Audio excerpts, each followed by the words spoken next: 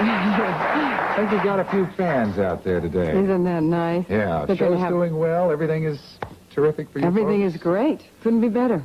Now, not only are you, I think, just a super choice to be a spokesperson for this, but I'm sure you also identify to a great extent with this kind of take charge image, don't you? Oh, totally. I mean, one of the exciting things about being the spokesperson for this is that I can help other women see what it was like for me. And now I get an opportunity to bring these women to the public and have every person see that they have it within them to have their dream and to overcome any problem that they have. I know we've touched on this in earlier conversations on the program, but let's go back over it a little bit. Prior to your 30s, or to the turning point, you really had not taken charge. You allowed other people, literally, to direct your life. Mm-hmm. And I remember a quote you had, that when you hit 30, you realized that you had wanted to be a homebody all your life, to be a homebody and to have children, and suddenly, after a marriage, you found yourself alone, no children, and something had to happen. Mm-hmm. I was 38 at the time.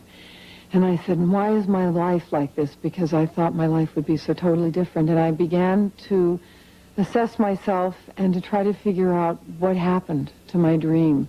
And in fact, why was I so dependent on other people for my happiness? And I couldn't seem to make them create my world the way I wanted it to be. So what I realized was that I was going to have to do it myself.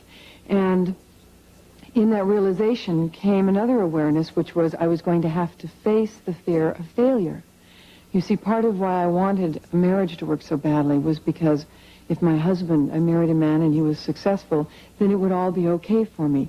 But if I had to go off on my own and I had to you know, see whether or not I could actually make it, it was very frightening for me. So I took the easier road. And of course, in having to face my fears, I learned a tremendous amount about myself and about women. And it's such a joy for me to be able to share it with other women. One of the reasons I wrote the beauty book that I did was about, I wanted to say what it was like to be a woman today, because we all expect we grow up and all of a sudden we're women, we understand what life's about, and it's not true.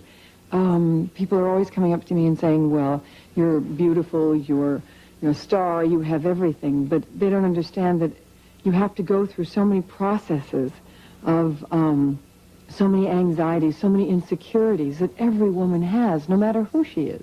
But what about the dream for you? Well, you see, the interesting thing was, after I decided I was going to take charge of my life and find my own happiness, and I found myself and became my own best friend and faced my fears, I found out something wonderful, which is that I will be a better companion, a better marriage partner to somebody now than I ever would have been before.